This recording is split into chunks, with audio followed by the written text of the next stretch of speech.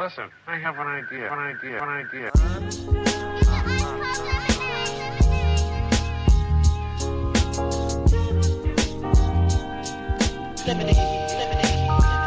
how I feel when you make lemonade.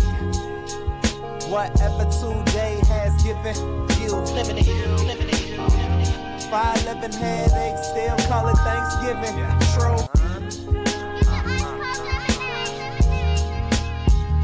Welcome to another edition of the Super Duper Podcast. I'm your host, Rob Griggs, here with the super producer, Ez McMahon. Yes. What's going on, Rob? How you doing, man? I'm good, my man. How about yourself? I am doing very well. Glad to be here. I just realized we've been talking for 20 minutes. I just noticed this cold Blackhawks hat that you got, my man. It's decent, huh? That's pretty fresh. Gotta give it to you. But thank you for checking out the Super Duper Pod. We do not take your listens lightly. Make sure you follow us on all socials, SUPADUPAPOD. What up, Sarah? And online at hp53productions.com, where you can get your herch and additional content such as the Father Good Podcast. And our own Ez McMahon with the Easy Smoke and GM podcast. Usually Ez and I get into the back and forth about the sports world, but we got a jam-packed pod today. We have the one and only Dr. Williams joining us today because, check it out, I was going to wait till about May to get him on the pod, but stuff is happening every day with Trump. I mean, I got a buddy, you know what I'm saying, he has a diplomat, so he was like, can you do a podcast about Trump and this stuff, please? I said, well, let me hit Dr. Williams, and he was like, I was about to hit you. Because it's like this stuff is getting wild. There's a lot going on right now. That's a lot going on. So, you know, Dr. Williams took his time. So definitely want to make sure we lay it out for him, phrasing. But before we get into Dr. Williams, just want a couple quick things. So this month is April, and it's Autism Acceptance Month. So just a few facts. Now, again, I talk about it openly. I have children who have been diagnosed with autism. And I talk openly about just, you know, the joys and the challenges of raising children with autism. And I know there are a lot of parents and people out there that this time of year you see people wearing blue. You know, I just happen to have a blue today. And also just something to think about that. But, you know, there's a few facts about National Autism Acceptance Month. I got this from Perplexity. Shout out to Perplexity. We actually use some Perplexity. It's asked from Allen Iverson actually used more like a research thing. So when you ask it a question, it gives you the answer. I done told you about that Allen Iverson. Hey, man, listen, we just gonna figure this out, all right? And I also use Perplexity with Dr. Williams. He was taking notes, man. So, you know, so shout out to Perplexity. So the origins, so here we go. Autism Awareness Month began in April 1970. That's what it used to be called. Initiated by the Autism Society. It evolved into Autism Acceptance Month to emphasize inclusion and acceptance rather than just awareness. I thought that was a pretty good point because, you know, you don't want it just to be like, we know y'all got autism. Good luck. It's really just like, how do we integrate these people into society, right? The shift to acceptance, the shift from awareness to acceptance started gaining traction around 2011 with organizations like the Autistic Self-Advocacy Network promoting acceptance. The Autism Society officially made the change in 2021. You know, I think I talked about this before on the pod. I've been more thinking about the future of, you know, my children, right? And just like how, you know, because you think about autism or somebody's autistic, you think of a kid. But there are a lot of people who are managing the world with autism. And, you know, people will say jokes every day, like, oh, he must be on the spectrum. I had to check you from time to time just to let them know that's not always a funny joke unless you're using it the right way, right? But the people are managing their lives and working, they like to just put people with autism in data entry jobs. Like they know how to do other stuff. Right. They just type numbers all day.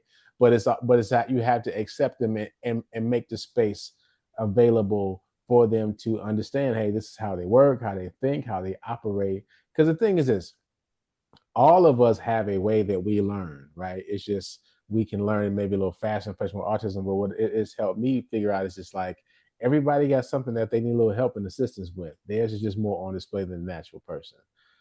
So back to this global recognition, Autism Acceptance Month is now recognized internationally, with many countries participating to raise awareness and promote acceptance. Symbols and language. So the puzzle piece, this is when we first kids got diagnosed, I got all kind of shirts with puzzle pieces on it. I got a whole Captain America joint with a shield. But apparently the puzzle piece is no longer a good thing to do. So I got to burn my shirts. It's being Wait, replaced by the puzzle piece has been canceled. check it out. Isn't that crazy? They canceled autism. Wow. The puzzle piece symbol is being replaced by the infinity symbol to represent acceptance and diversity. Okay. Many prefer identity first language over person first language. So they had, let me see, I found some notes. So it was saying like the puzzle piece, people just looked at it as like you're fit, you have to fit in, or you standing out, you need a piece, what I'm saying, something, you're broken, things like that. And it's like that's not what this is about. This is just more about an accepting infinity thing. I didn't see a problem with it, but I guess now it's gotten canceled. Let's see. So here's the information about the puzzle piece. So the puzzle piece symbol for autism evolved significantly since its introduction in 1963. So the origins of Gerald Gasson, he designed the symbol to represent autism as a puzzling condition. Ugh. The original design featured a crying child, emphasizing the challenges and perceived burden of autism. So yeah, it makes sense. Yeah, it had to go. Yeah. It had been long enough. Yeah. I get it. Yeah.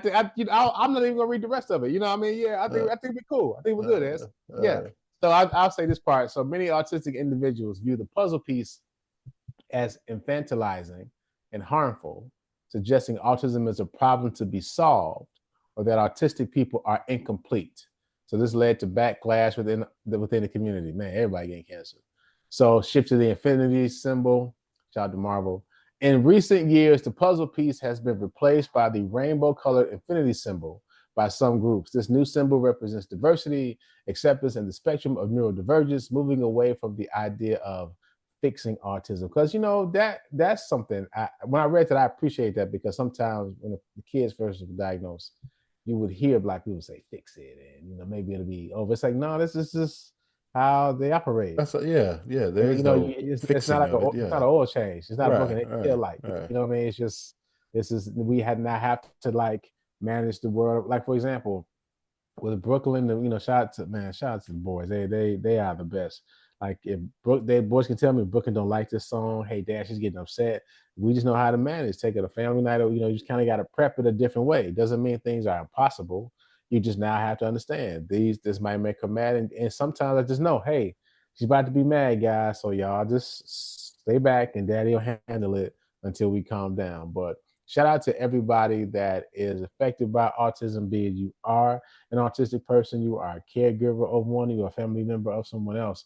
Again, I share my story because I know people come up to me and will say, hey, I got a cousin that's autistic, and I have a brother who has a son that's autistic, and and I think I just like to let people know that you are not by yourself, because it's not a debilitating disease. I knew a guy who found out his kid had autism, and he was talking as if his kid had some terminal disease. And I was like, bro, your kid's not dying. They gonna give you a plan. You know what I'm saying? It's just gonna be harder than your average bear, but that's okay. You know what I'm saying? And I think that's the whole thing. People who I would tell people they had children to them, go, oh no, oh God, I was like, my children are alive. They are at school right now. Like it's cool. It's fine. You know what I mean? So I do like this move toward acceptance. You know what I'm saying? But I did see the NBA. I don't know if you saw this. Of course you didn't. It was the NBA. The coaches were they have on these. I actually watched them. Yeah. I'm lying. No, I didn't. And that's what I'm saying. I watched one Bulls game. Like front, dude. The coaches in the NBA had these Autism Acceptance Month I'm gonna say flavored tailored Nikes. And they had the infinity symbols on them, and they were the colors of the teams. They were cold. Oh wow, okay. I was looking for them to buy some. I was gonna buy a couple of them, but I guess they were just custom made for the coaches, and they're gonna be sold off in auction, and all the proceeds are gonna go to various organizations. So I'm sure you can find a way to get those though. Maybe not those, but get your own custom. I'm gonna definitely try because they ain't worth fire. Yeah. A couple more things before we get out of here, man. Well, before we introduce the one and only Dr. Williams, you guys' favorite man, you want to know how old we are? We're so old that Carl Thomas's Emotional album will be 25 years old in a week. Like That's crazy. It was released April 18, 2000. Like I Wish came out in 25 years ago, early 2000. That's can you tell people that? What? That's 25 years old? Yeah, I Wish. I'm sure. I mean, why not? It's what it is. They got Okay. Wikipedia. All right. Hey, I'm listen. just saying, This I think this is one I of the don't I don't I don't last. want to get canceled today. This is one of the last R&B. Wait, what did he do? What Carl Thomas do? Wait, wasn't I Wish R. Kelly song? yeah. Yeah, but I Wish also was a Carl Thomas song. Oh. Like his famous song.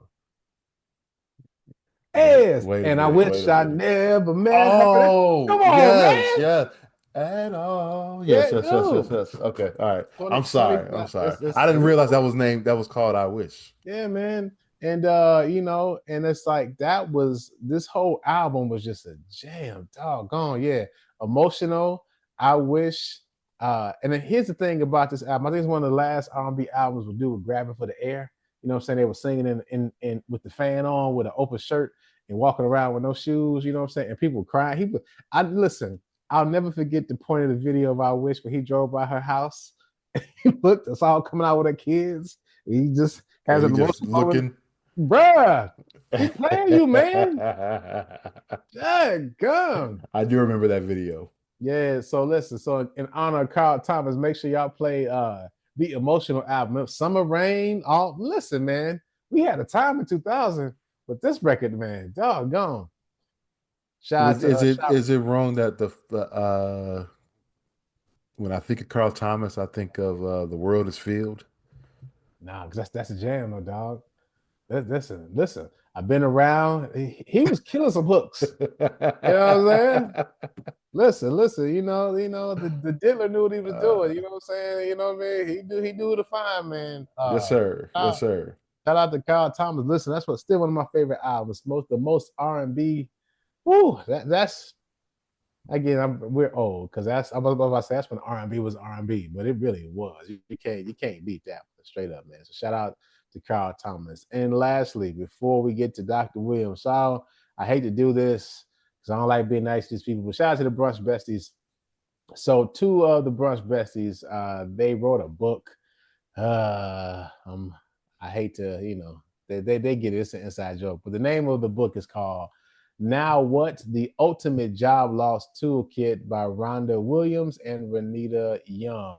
So if you guys have just lost a job, especially if you work for the federal government, you might need some help. I mean, all jokes aside, looking for a new job. So these two people, that's what I'll say, wrote a book about, again, Now What? The Ultimate Job Loss Toolkit. It just has resources about, because, when you lose your job, people don't always know what to do, right? Especially being a person who's always worked and y'all jump from job to job. It's like when you lose a gig, that's a hard kind of like reset. You just don't even know what to do first. Do I go to unemployment? What's the job searching? That kind of thing. So this book is going to help you out with that. So you can find it on Amazon. Again, Now What? The Ultimate Job Loss Toolkit by Rhonda Williams and Renita Young. And I'm gonna go vomit. Inside joke. So got everything out there. And so we're going to introduce the one and only Dr. Williams all around the world with World. Today on the Super Duper Podcast, we got your favorite guest, my favorite guest, and my big brother, the one and only, I should say, Dr. Dwayne Williams. What up with you, big bro? I'm good, baby boy. How you doing, Rob? I'm good, cool? Man. Listen. So I was going to have you on like in a month. Okay, good. You know what I mean? I was like, you know, bro, you were on that, Black History Month. That's our standard, cool. right? Right. We got it. But I mean, it's just a couple things been going on in the news. I can't think of it. Like what's just everything, to be honest, has been happening in the news lately. And I gotta say, what sparked my call to you is I got a buddy who's a diplomat. That's Light Flex. And he hit me with some news about how Secretary of State Rubio was revoking the visas of the South Sudanese. Yes. Right? Yes. And then and he was like, his note was, Griggs, please do a podcast about this, just what's going on. And I was like, well, let me go ahead and call world. We can't wait. You know what I mean? Yeah, May gotta can't do go. it. Duty call. Duty Yeah, call. man. So you're back on and you're here. And it's just something because it feels like I was thinking today how before this, when a person became president, you kind of didn't hear about it like after the inauguration. Right. Gotta You ease know, in. like, Yeah. all right, we back to A little normal. lull. Yeah. Yeah. They golfing or they do, they Yeah. maybe sign a couple little things. And it's been nonstop. But now the biggest thing I've been hearing, of course, and what I appreciate is that any negativity that happens now, they keep trying to blame Biden and Vice President Kamala's like, no. You own this. This all y'all. This all y'all. All yours. All yours. But before you get to your thoughts, man. So, we're big fans of AI. We call it Allen Iverson on the pod. Me too. AI. Mm-hmm. Big fans of AI. So shout out to Perplexity. I don't know if you ever heard of Perplexity. It's like a research assistant that's AI. So it gives you kind of when you ask it a question, it backs it up with like the links to the facts that you looking for. So, I'm sure with the students you have to be careful of the AI that they're using. Oh, trust me. I tell them, we say use regular I. Don't you get to the AI. Once you develop your I, and then you can add an A to it. That's how you get an A. Start with the I. So I got a whole thing on AI. Don't get me started, man. Come on, get this promo. Come on, you gonna get me ran off the waves. Shout out to Ez. He hate the AI. But so I asked Perplexity, I said, what are the top 7 polarizing issues of President Trump's current administration? So number 1 was immigration policies. Mm-hmm. 2 is economic management. 3 is the Project 2025. Mm-hmm. 4 cuts to federal programs. Mm-hmm. 5 is foreign policy. 6 is civil rights concerns. 7 is immigration system overhaul. Okay. And that pretty much sums up, right, what's going on. Now, later on, I'll let you know the thoughts that we probably, because I asked Perplexity, what are the things we're not paying attention to in Trump's administration? We'll get to that later, man. But, I'll let you go, man, to kind of give your thoughts on just about the last couple months of Trump and President Musk's administration. Well, listen, this is what I'm going to say. No, they got you. They already got you. Don't worry about that. You've been got. So if you worry about being got, you're just done. Yeah. You're done. You're on the list, and they're going to get you. And don't worry about it. It's all good. Here's my history haiku. This is the fastest way and simplest way to tell you what's at stake. The same issues are at stake. Democracy is at stake. Citizenship at stake. And are focused on the narrative, right? All these things are about what I call not smoke and mirrors, but keeping people dazed and confused, right? And the best thing I can tell you are 2 things I would say about whether it's immigration, whether it's DEI, civil rights, whether it's tariffs. 2 things. One, this reminds me of Audre Lorde's quote, which is that to paraphrase her, I'll say that there can't be any community, right? There's no liberty, no freedom, no citizenship without community. And all of these moves are designed to create little tears in the community. People get nervous. Federal workers, listen, I live in a company town, all right? Our company town, our main work is federal workers, right? In what we call the DMV, District of Columbia, Maryland, Virginia, there are thousands of workers whose lives and whose communities have been strained by this, okay? Similarly, again, no freedom, no liberty, no citizenship without community. So the first thing, when I look at this list that Perplexity, my eye tells me, all right, not my artificial intelligence, my regular intelligence tells me that we have to ask ourselves, why are these actions tearing at our community? Whether it is our immigrant communities, our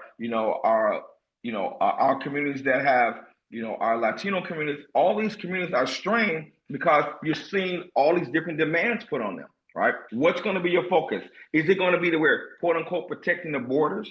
Who are we protecting the borders from? Who's posing a threat to the borders? Right? Big and small. When we look at the borders outside of our own country, right? Tariffs are about borders, about the economic boundaries and borders that we have. Tariffs, taxes, borders are about community. You're either in that community or not. Okay? And ultimately, at the end of the day, to me, what makes our country great, but also problematic is some of us actually believe in this idea that you cultivate liberty, you cultivate citizenship, you cultivate freedom, and by that, you strengthen communities by doing those things. Every one of these moves is about undermining the confidence that we have in who we are, what we do, Are we USAID workers? Are we immigrants who are going to be valued? Are we going to question, allow the ongoing conversations about questioning the excellence of people who are of color, right? So diversity, equity, and inclusion, what does that mean, right? So even if you use those phrases and you kind of, try to devalue them, at the end of the day, you're saying that there are some members of the community who should be devalued, and you should be okay with that, no matter where it comes from, no matter how valid it is. So all these lists to me are about how we get access to resources in our community, in our society, how we either strengthen people's confidence in our community, in our society. And here's the thing.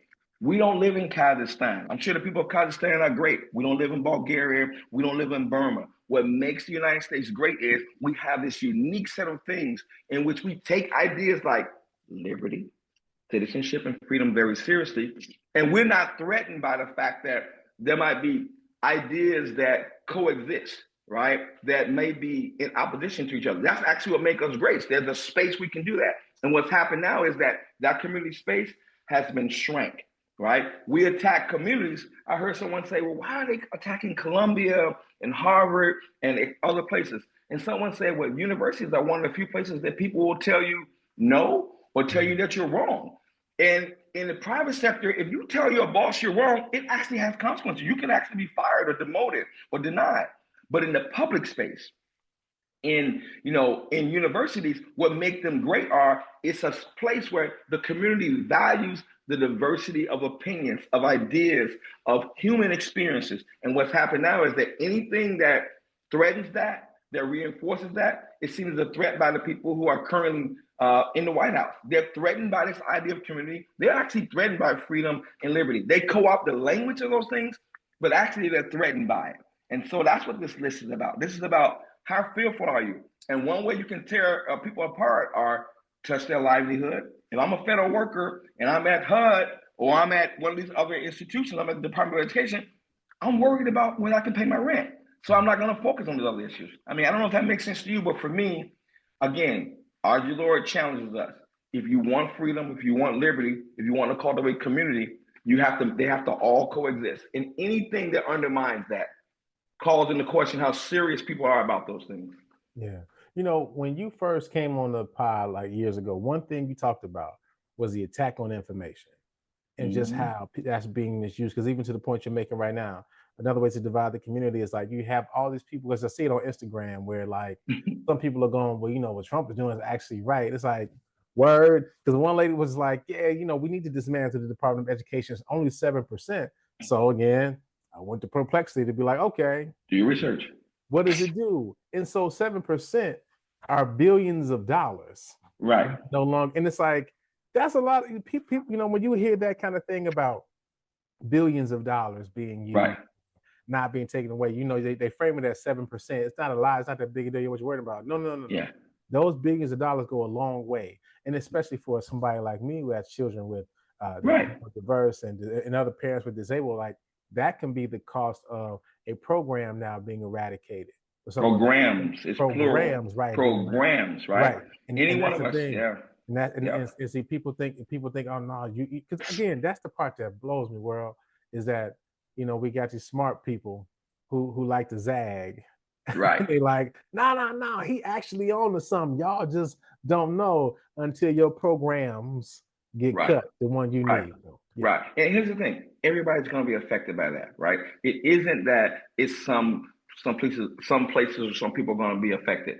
What you have to understand is this: every one of those moves is based on the idea that less government is good and more government is bad. Right? That's a philosophical argument that so-called liberals and so-called conservatives have.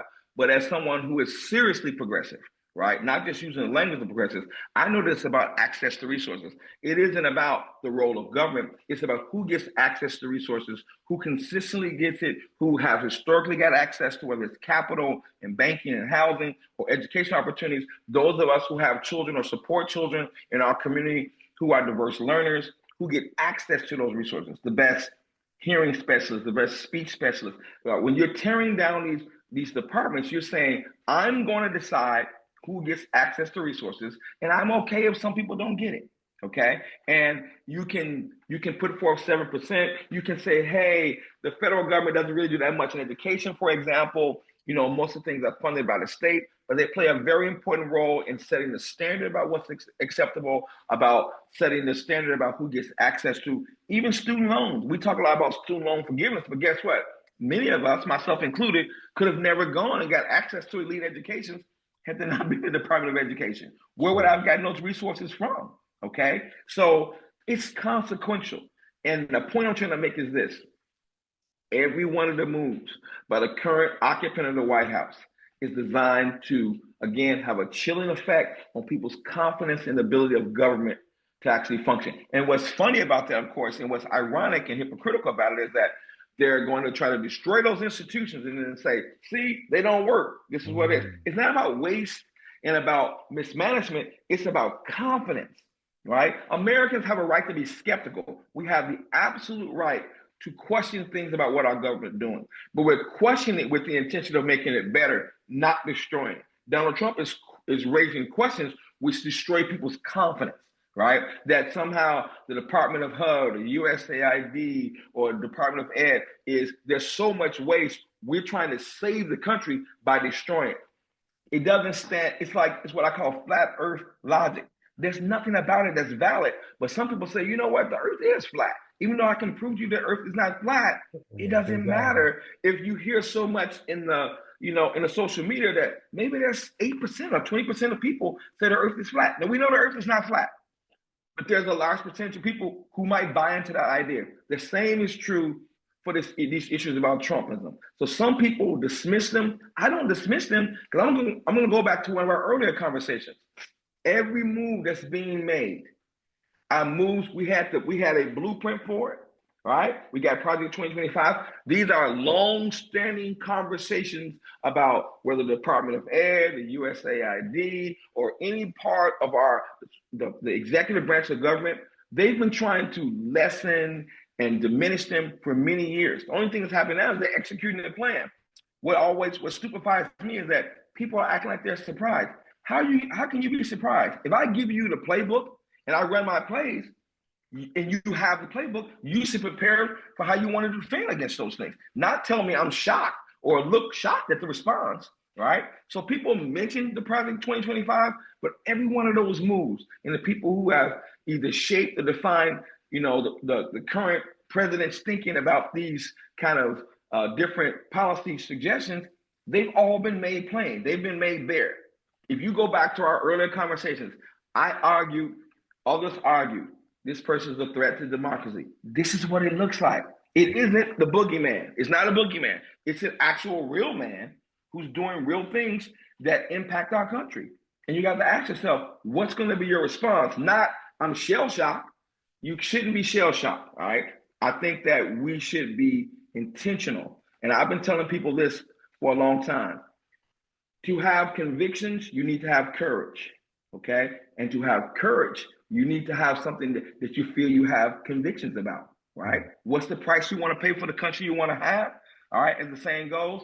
But I see small things like the attempt to erase African-American history here in the Capitol. When you see things like Black Lives Matter needing to be renamed, people say, oh, that's no big deal. It is a big deal because we started with that. And then what do? We went to the Smithsonian, we went to the African American History Museum. We went to saying, you know what, that lady Harriet Tubman, she was just a chick. She was just a chick that did some things. She wasn't really that big of a deal. And that might make you feel big, but the reality is that all those transformative people, those African American women, those people who fought for civil rights, Black, white, and brown and others, right? They're transforming the society to make the community better.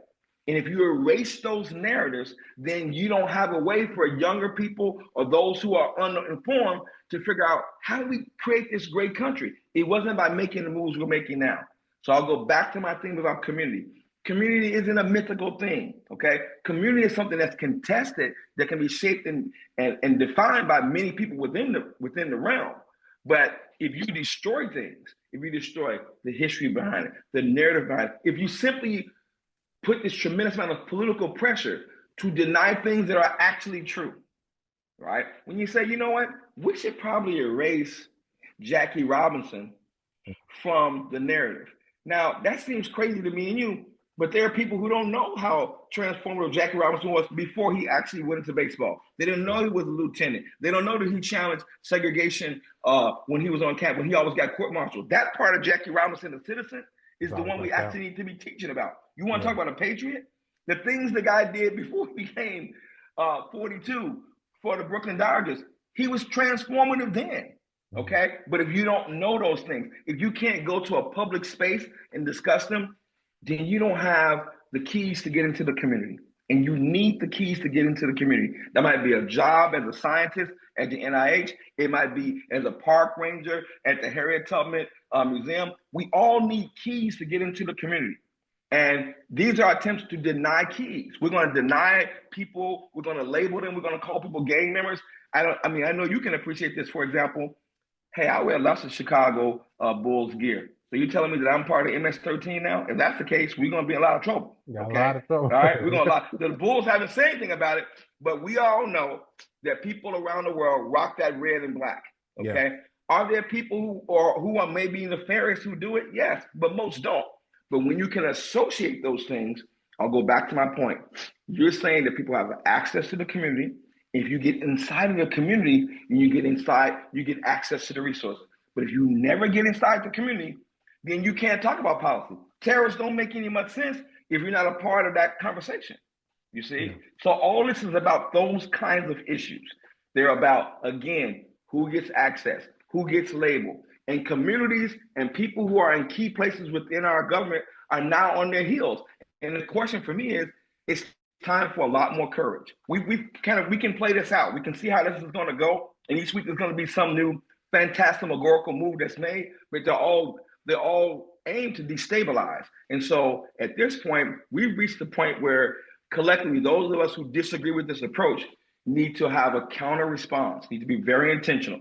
And I've been saying, hey, I will organize, galvanize myself to challenge anything that tries to reshape the narrative about the relationship between African Americans and others in U.S. history. When I saw that, that's my tipping point. Okay, that's my area. So I know lots about tariffs, but maybe that's not the area I'm going to fight in. But I'm going to fight for that contested terrain around the narrative of this country. That's the thing that I do. And you can't let that go. And that's everything from, again, Black Lives Matters to the museums, to saying, hey, listen, we're going to take over the institutions. I mean, J.D. Vance has basically positioned himself to say, you know what? I'm in the Smithsonian, and the person who was running the African American History Museum basically was fired because he wasn't prepared to actually follow through on those things, to allow those narratives to be changed, right? So, excuse me, most people, for instance, may never go to the African American History Museum. They might not visit it. But I can tell you this, the stories that come out of there permeate all throughout the country. So it does matter what the narrative is. And if people grow up saying that, hey, again, Martin Luther King was just a guy, he was a minister, he wasn't challenging the fundamental things in our country, that's a problem, all right? Final point. Today I started a lesson with a group of 8th graders.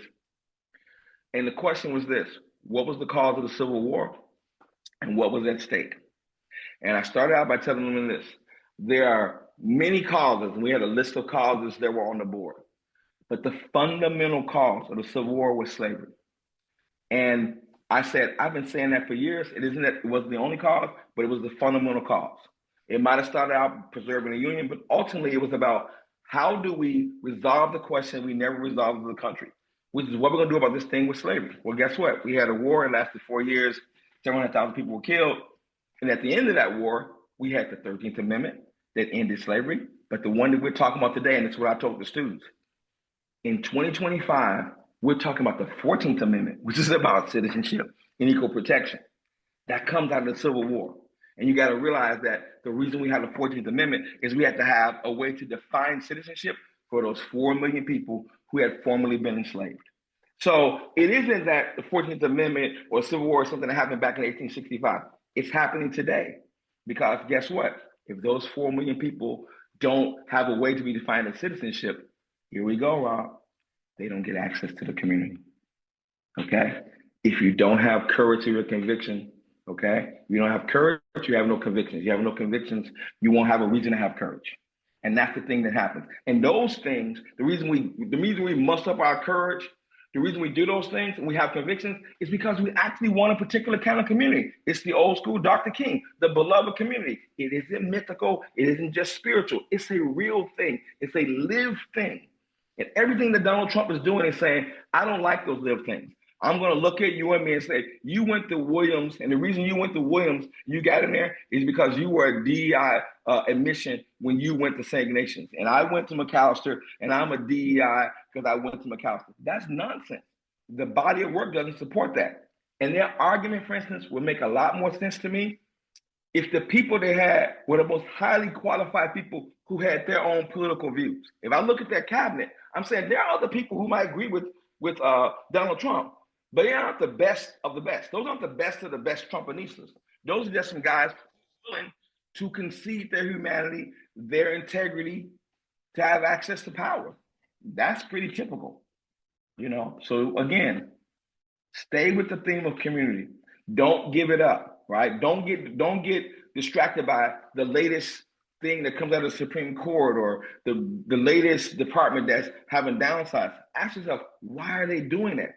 Who gets access, who doesn't, who's being punished, and why are they doing this? And what's the result? And our ongoing narrative has always been, you and I may not have that much confidence in Donald Trump, but there are lots of people who at least for a moment had confidence in him.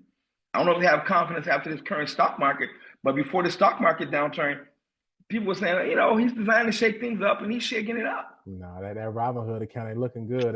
They a little upset right now, man. Listen, Robin Hood is more like robbing Hood. Okay, Facts. It's not a Robin Hood; it's robbing the hood. Okay. Yes. You are listening to the Super Duper Podcast. Make sure to follow us on all socials at SUPA DUPA POD. What up, Sarah? So this is the question I've been wanting to ask you. Okay. Because, and it's more specific about the economy, but it has a historical perspective. Because I even saw that a couple of days ago, Trump kind of made this comment about, listen, it's all going to work. You even talked about the economy and Robin Hood and everything. He's like, and he said these words, well, trust me, once we get it fixed up here, it's all going to trickle down to everyone. Now, I was born 79, right before Reagan became president, and it trickled down economics. All I know is my parents hate that. Right. You know what I'm saying? Like, with good reason. I haven't studied at great length. I just know everybody who was an adult in that area hate that man because it's like you had this economic strategy, right, that pretty much put people in ruins. It helped people get rich, but the people who said it was going to help never touched that money. And and literally that's what, you know, Trump is saying. That's what we're trying to do again. So from a historical perspective, it feels like history is repeating itself, but it's more venomous this time, right? It feels like that. And again, you let me know. I'm just more talking. No, it feels like that was just more economic. It's like we got this great idea. We know it's a hustle. It might help y'all, but this is more like, no, I ain't trying to help y'all. But this is, I just got to say something that'll get y'all off my back. What's your thoughts? My thoughts are really simple. Listen, there are no new ideas.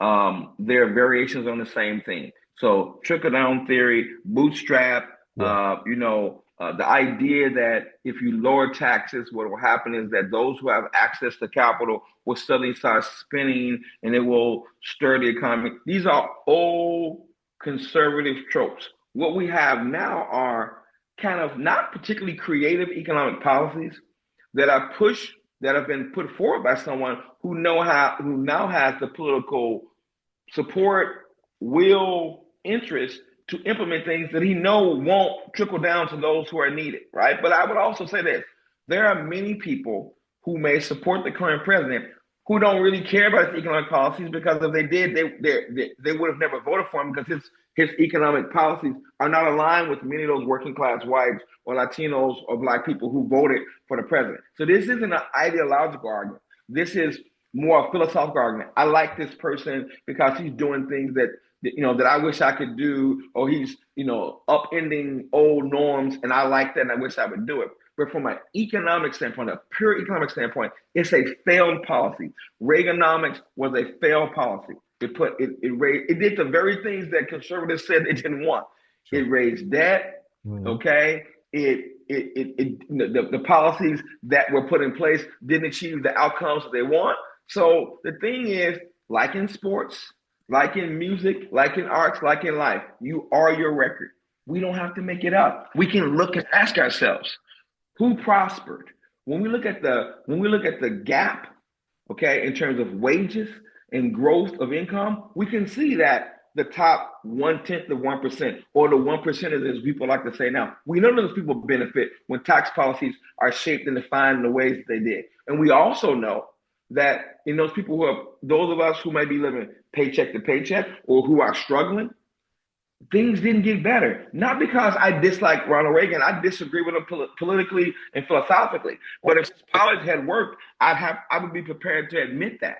But what I'm having a problem with is that the opposite side is not prepared to admit that the policies that they are proposing now and have historically proposed don't work for the majority of Americans, right? So that might be a different way that those of us who disagree with Donald Trump need to package it. But at the end of the day, just show this is what the Trump tax policy did for some people, and this is what it did for you. Staying on that message would really, to me, undermine this ongoing argument that, hey, just wait, take your lumps, and then you're going to see that happy days are here. So I was supposed to lower the price of eggs, and I was supposed to do all these things, but now I'm asking you to wait, and you're going to have to pay more for all the things that you couldn't afford when I didn't put those policies in place, right?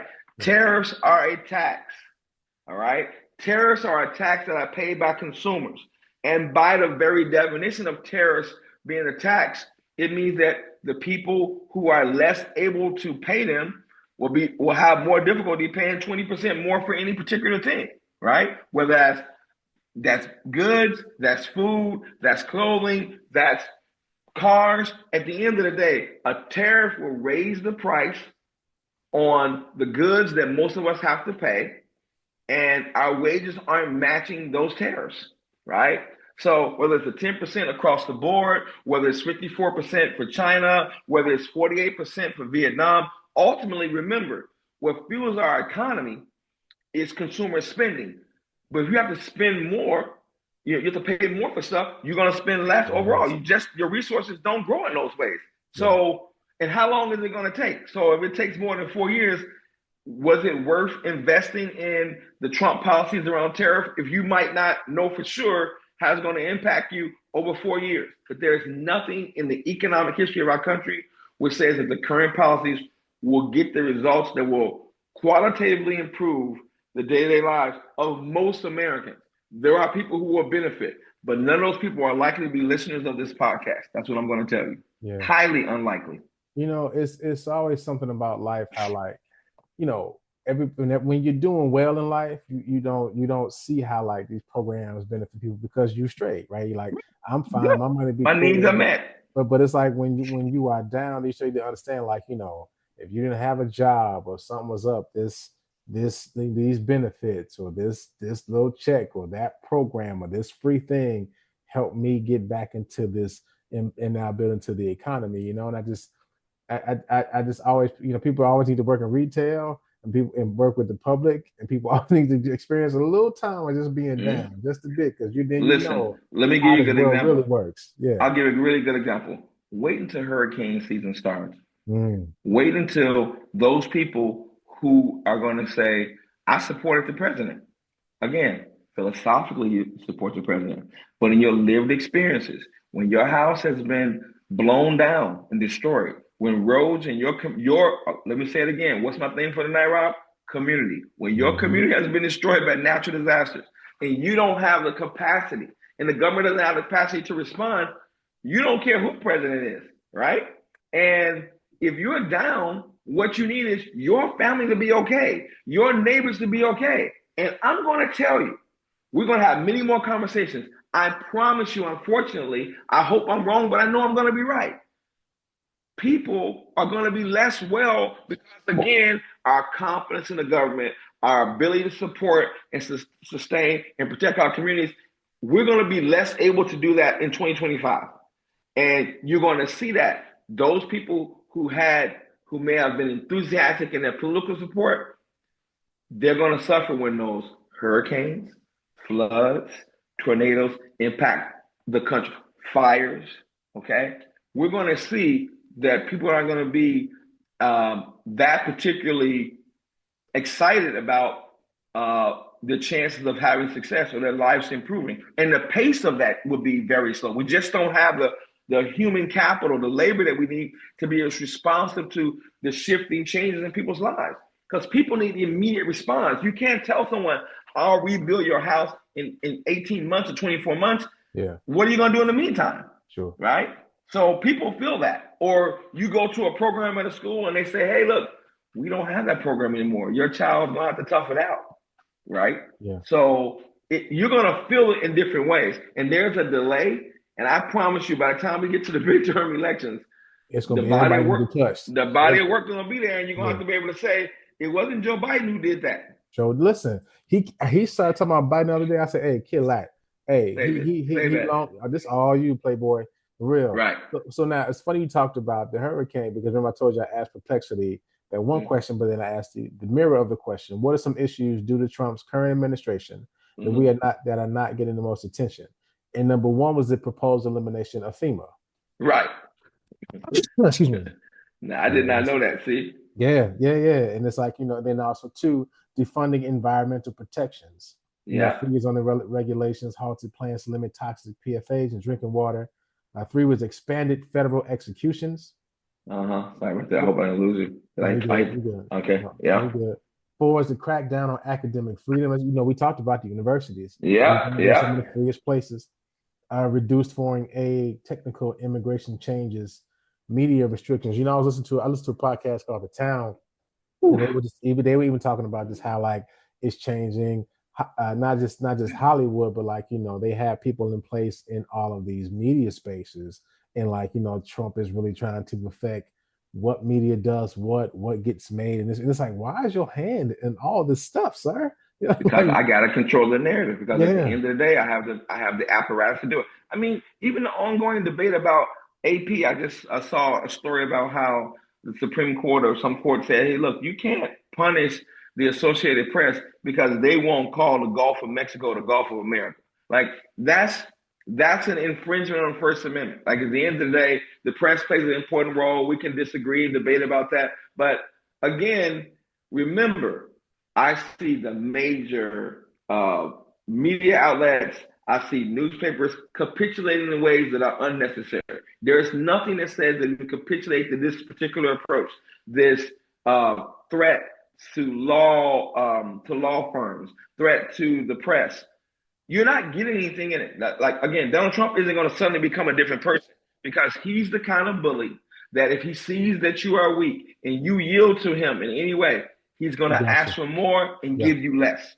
Right? You resist because at the end of the day, resistance may not get you victory, but it won't get you total and utter defeat and humiliation. Because we know that's part of his brand. I'm going to control you.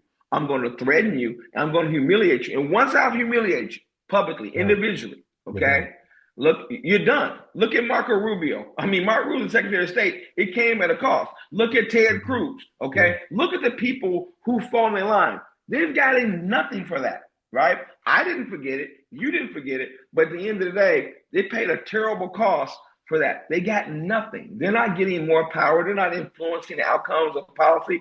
Donald Trump does not feel in any way that he needs to listen to anyone above himself. No one, okay? It doesn't make a difference how nonsensical it is. It doesn't make a difference, for instance, since the War of 1812, Americans have been talking about somehow trying to get Canada. That ship has sailed. And you're talking about making Canada the 51st state or involving Greenland. Those things would be farcical if they weren't so utterly dangerous, because we actually know that there are people who will implement or attempt to implement policies that don't make sense, because at the end of the day, they've been co-opted by Donald Trump. They've ceded a part of themselves, politically, socially, and otherwise, to be at his beck and call.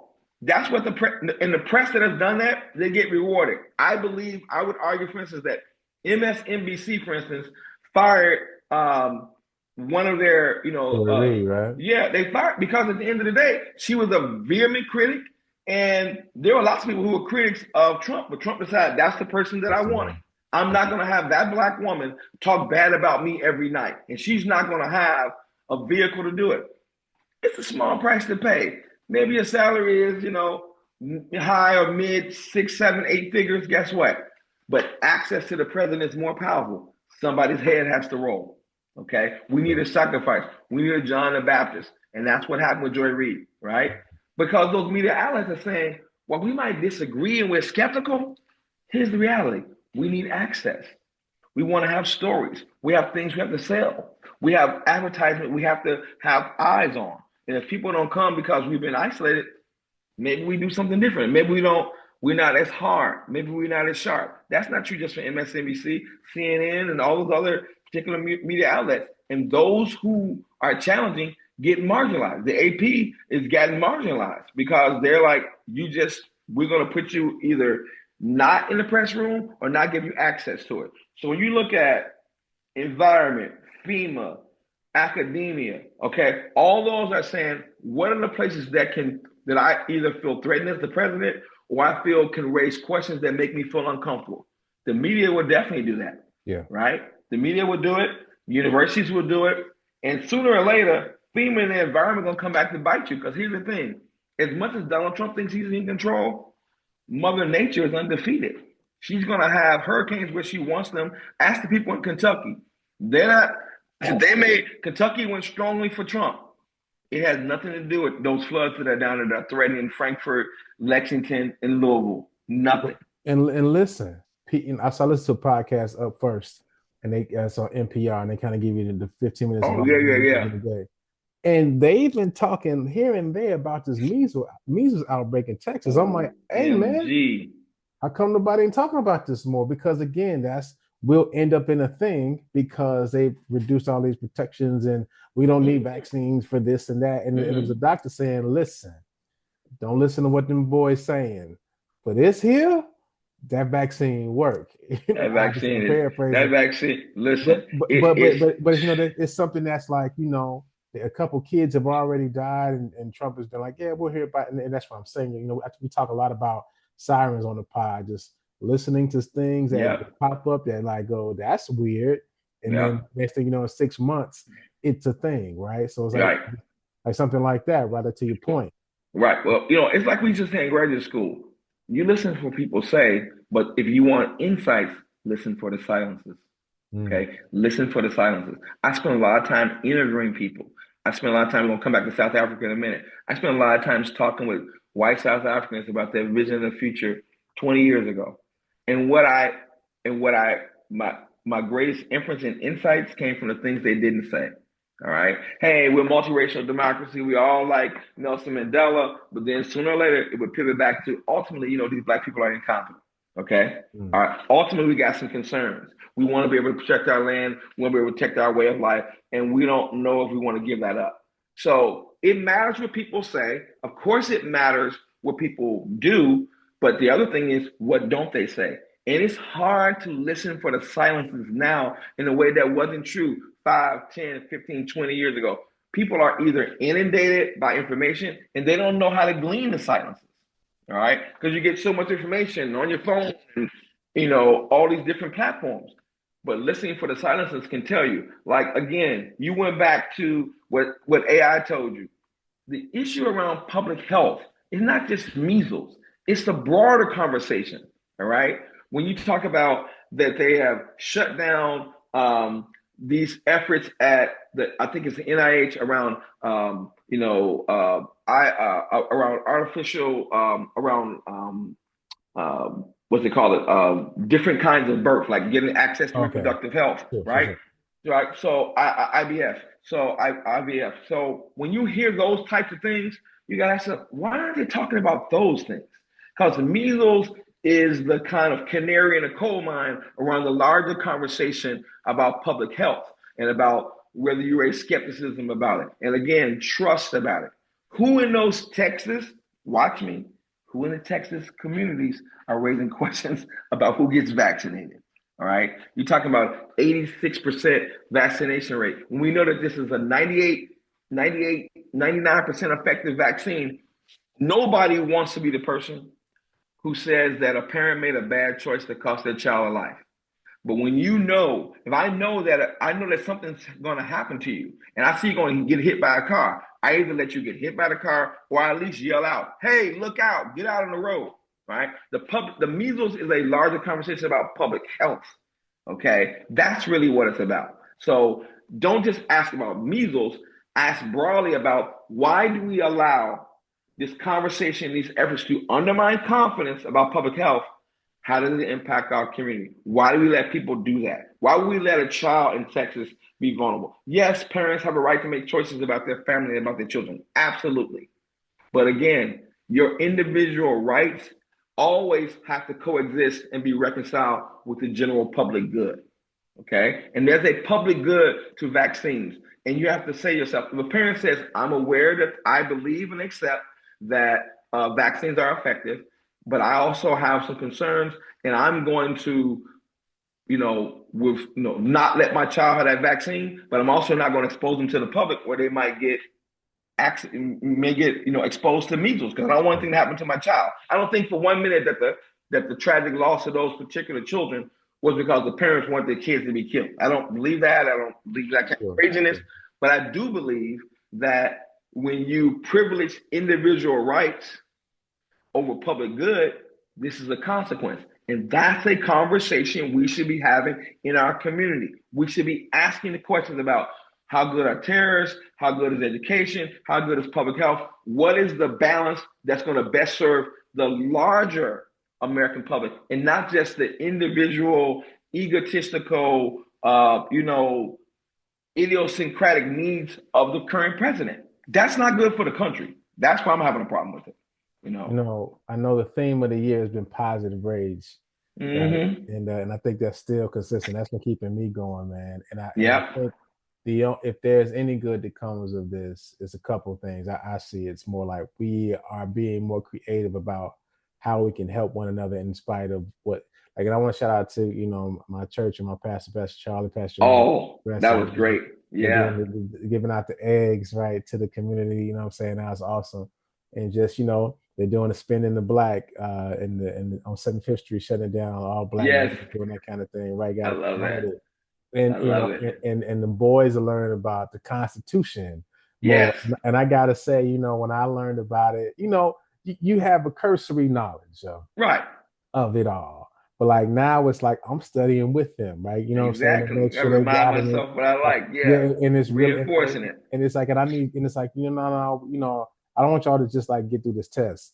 We understand, like we're talking about it a lot. Yeah. Like, we really are discussing what this means now because it's so important. And I feel like, for the longest time, like we talked about in the beginning, we kind of coasted through a lot of these presidential elections. Like, okay, we up about it. Ooh, okay. Right. But now, my parents, them longer than I have.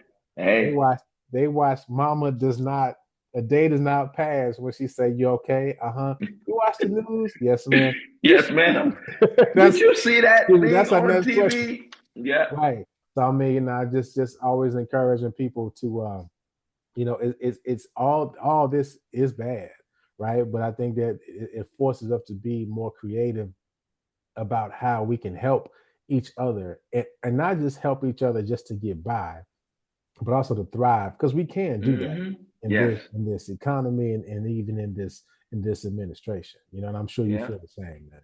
I do. Listen, I don't think I tell people this all the time. There's no defeat that is total and complete. There's no victory that's permanent. If you understand those two things, then again, the whole adjective "this too shall pass" is relevant, right?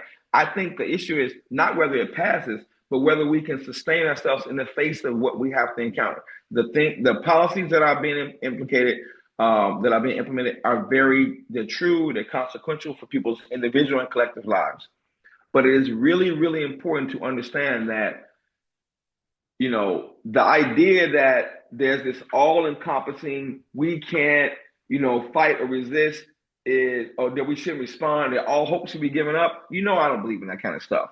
And what I always tell people is that nothing's gained from acquiescence. There's nothing that gains from it, right? There's a lot to be gained from resisting and being strategic about your resistance and being intentional about it. It's the strategic and intentionality of the response that concerns me. It's the capitulation that troubles me, right? And so the way I deal with that is I'm going to give you the information and give you reasons not to capitulate and not to acquiesce. And they're not going to be pie in the sky, and they're not going to be kind of just focusing on the negative, right? I believe that the way you transform the world is always through hope, right? Remember, positive rage isn't destructive.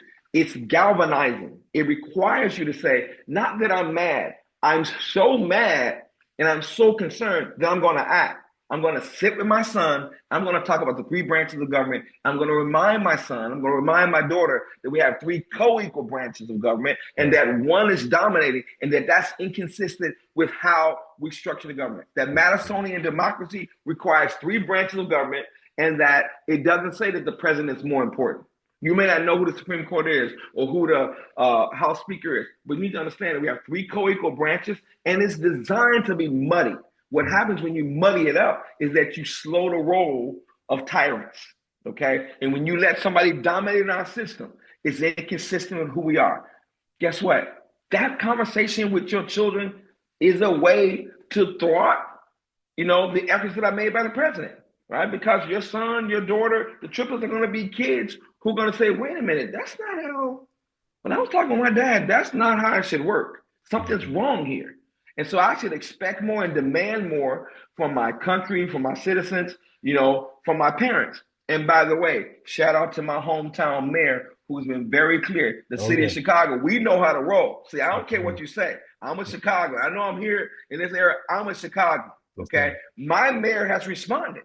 Okay. So I think you got to realize that it's not just let's be hopeful. Let's have our head down. Look, we're from the Judeo-Christian tradition. We got Palm Sunday. We got Easter coming up. We got reasons to always be hopeful because we always got to be hopeful. And I tell people this story all the time, and I may have said it to you before. I don't go to church on Easter because I don't know the story. I do know the story. Yeah. I go to church on Easter because the story bears repeating. Okay, that's why I'm going. I get it. Jesus is powerful. Judeo-Christian tradition is powerful. All those kind of things are great. But the reason that I go to church is because I need to be reminded on Easter that there is a narrative that is more powerful than my doubts, okay? And that there is a way of transforming that isn't mythical and magical thinking. It's real lived history and requires something of me, okay? That whether you're a historian like me, whether you are, any citizen can be transformative because we can just sit down with our kids and tell them, guess what? This is Madisonian democracy. This is how branches of government work. This is what we're going to do about it. We're going to have this conversation. We're going to read. We're going to go. We're going to do something. But here's the thing we're not going to do.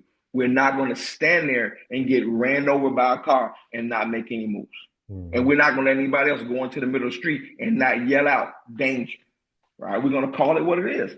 That's how transformation works. It isn't like suddenly there's this groundswell and then the whole world changes. It's the little small steps. It's those things, those silences that we listen for, and those intentional choices we make in our lives to protect and defend our community. Okay? Courage and conviction, they go together, and they still always require us to do something. We have to do something. And I think that's why I like having our conversation. We're talking about how to do stuff. We got a lot of work to do. So be mad, but act on that anger. Okay. Point it in the direction toward the challenge. Yeah. So, next time we do this on Signal. Okay. All right. Oh God, that's fun. That's fun. You know what? Had to. Okay, we're gonna do it, and we're gonna coordinate. And then what I'm gonna do is I'm going to leak our conversation to the writer at the Atlantic. Say, listen, check it out. Like, I don't know who this guy is, but let's talk about his top tier stuff. This thing came across a random thing that came across my thing. I'm sure people have tried it. We're gonna try it too. Absolutely. So, you gotta leave us with some books, man. What you got? All right, I got 2 books, and you're gonna love them. Okay. All right. And look, someone stole my book, so I got to give you the title. One is an absolutely new, great novel called Happy Land by Dolene Perkins Valdez. A great story. Listen, Rob, this is a story that's based on truth. It's a historical fiction. And it's based on the fact that there were a group of African Americans who moved from South Carolina right after the end of the Civil War, and they moved and set up a community. They bought 200 acres, and they had someone who they donated as a king and a queen. 200 acres. They sat and they had this community that sustained itself from the end of the Civil War up to about 1915. Okay, and Happy Land is a novel that kind of it fictionalizes, but it really is rooted in the real historical records. You got to see this novel, man. Somebody stole it from me. I got it, and I gave it away because it was so good. I was raving it. Well, can I have it? You know me, of course. I gave the book away. Happy Land by Dolene Perkins Valdez. Okay, you got to have that one. Second, Imani Perry, the great scholar and critic out of Princeton. You can pick up any of her books, but the one that I'm reading, the one I'm kind of pushing for now, is called Black and Blues: How a Color Tells the Story of My People. Okay, that one is great. It riffs all on, how the blues is a metaphor for a broader conversation about who we collectively are, and of course who we are as African Americans, right? And it reinforces and validates all those affirming things. This, unquestionable right to be free, this unquestionable right to be human, to express our stories. Both of these books do that. One, I'm telling you, man, Happy Land is my kind of book that's got me excited again, because you can go in this negative space, and Happy Land says, wait a minute. Again, in the midst of Reconstruction, a group of African Americans says, we're going to create the community that we want and live in the ways that we want to. Not necessarily kind of away from people, but we're going to create our own space. Again, we're going to create our own community. Okay. Yes, Happy Land's about community. Wow. Okay. Wow. And so if you get a hold of that novel, and again, all stuff you got to do, I always tell you, open the book up, start it. I don't care if you get through it. Open the book up. The first 2 chapters, the first part of the book will make you happy. It's a powerful story, legacy, community, and about the idea that in the face of all these differences, people were intentional about creating space where they could be the best and fullest self. And it's, again, I love the fact that this would have been a great novel if it had been imaginary. It's an even better novel because it's rooted in, again, this space in North Carolina and South Carolina where people created these spaces where they existed and they had a community, and that community really did a great job of sustaining itself, and I think that there's a lot to be said about this. There's a lot of rich literature on that. Most of the stuff is utopian. This isn't utopian. This is just what we did. We knew what we were doing and we did it. And I think Imani Perry's book is really about one of the, while people love hip hop, I love hip hop, I love jazz, but you got to start with the blues, man. You want to tell a story? Start with the blues. So Happy Land, Dorleen Perkins Valdez, and Black and Blues: How a Color Tells the Story of My People. By Imani Perry. Imani Perry. Got you. Yeah. Listen, those two. Once we get to a way we can kind of just start talking about stuff that ain't, about to kill us in the world. We talk about Reconstruction. I'm telling you, that's a period of time people don't think about enough, man. Listen, that's Reconstruction. Don't get me started. I think, look, I love Henry Louis Gates did a good thing on it. There's a lot of stuff to be done. Sorry about that. There's a lot of good work done on Reconstruction, but it's stuff that needs to be, it's like Easter. It needs to be repeated. It bears repeating. It's not so much new news. There's been tremendous scholarship on Reconstruction, and people just needs to be exposed to it. My late father once called me up in the middle of school, and he says to me, "Hey, I'm looking at this thing on TV. Can you talk to me about Reconstruction in 5 minutes?" And I said, "Pop, it's not a 5-minute conversation." Okay, Pop, Reconstruction is not a 5-minute conversation. He goes, I know, but I need you to just give me the highlights in 5 minutes, right? And that 5-minute conversation was 2 hours, of course, this is my pop. Sure. But it was just great that he said, "I'm looking at this. I gotta know more about this Reconstruction." He knew to call you. Yeah. He knew he picked up the phone to call me. And I said, "Okay, Daddy, it's 5 minutes." I'm gonna let you go, but man, that's like how my pops used to do. When he would go when it was Super Bowl time, he'd be going out with his boy. He go, "Son, who playing tonight?" So he would, Dad don't watch football enough. Right. I would say, "All right, this the teams is playing. This is who should win. Okay, right. This is the reasons why." Thanks. And he leave. Stay right there. Keep the conversation right there. They trust their son, man. For real. That's good. Yeah, thank God for that, man. Absolutely. Hey, look, let's continue our larger conversation. I love this. I think we got a lot we got to do. Yes, and look, I think it's a challenge for both of us. Look, we have an affirmative obligation because of the opportunities we have to share the things we know. Let's use every means to do that. That's what I can tell you. Let's use every means to do it. Let's find every opportunity to do that. Tell the crew I'm looking forward to having that conversation, and I'm all in. I'm committed, man. Absolutely, man. Love you, big bro, and I love you more. Looking forward to us. All right, talk to you soon. Well, thank again, my big brother, our big brother, Dr. Williams, for joining the Super Duper Pod. Always teaches us something, always puts us on. So he'll probably be on more frequently just because, it's a little nuts outside and needs somebody to make sense of it all. So again, to recap the books that he gave us, Happy Land by Dorleen Perkins Valdez, Black and Blues, How a Color Tells a Story of My People by Imani Perry. Go get that on Amazon, especially with the Now What book that we mentioned earlier. Again, vomiting. So again, thank you guys. Again, I want to thank Dr. Williams for being here as always, and again for coming in last minute, but helping us out and just talking us through because it's nuts outside, bro. Trump thinks this is real life. The Apprentice. It's like, bro, this is the country. It's been a crazy real person at the couple of weeks here. Yeah, and it ain't gonna stop. Try not to look at your 401ks if you got one out there. Hey, well, in some place, I heard it's some congressperson. Did you see that? She started buying all kind of stocks because stuff was down. You know what I'm saying? I don't give misinformation, but it was something I'll find it and send it to you.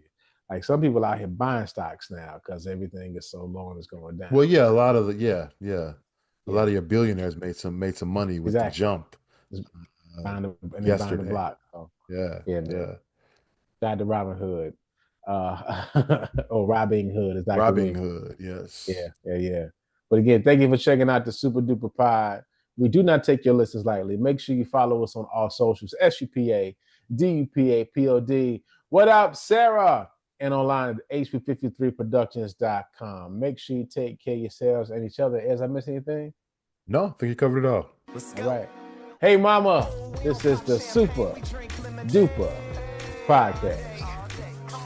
We do not complain, we make lemonade out of pain. That's champagne, real pain, champagne from you and I. Wait, you and I? Now that's champagne if you was I. Would you be off on this campaign? Is it suicide? If you know that bringing hope here is how careers die.